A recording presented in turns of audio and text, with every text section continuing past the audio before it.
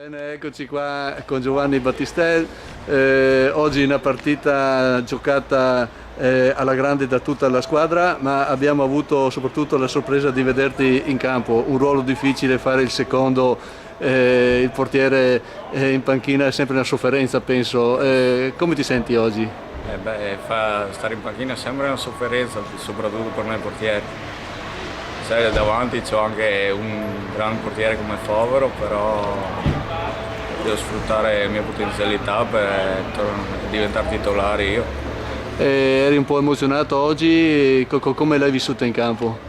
Un po' di agitazione c'era, però dai, con l'aiuto della squadra che mi hanno dato una mano, ce l'ho fatta. Allora facciamo una cosa inusuale, no? Giudica tu la tua prestazione perché ti abbiamo visto in diverse occasioni, hai fatto secondo te errori in diverse occasioni, insomma chiamare la palla eccetera, ti dai la sufficienza ampia?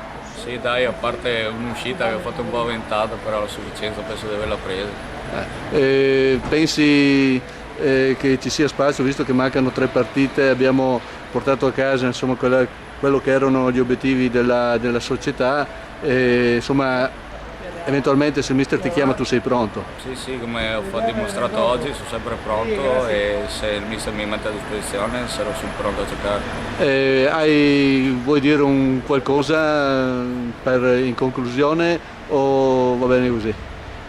No, spero di continuare così e darcela tutta per diventare titolare senza che nessuno mi sostituisca. Allora concludiamo, mi è venuto in mente una cosa, curiosità per chi guarda e ascolta questa intervista. Tu quest'anno sei approdato al Portogruaro, l'anno scorso con chi giocavi? Ero al Città di Concordia.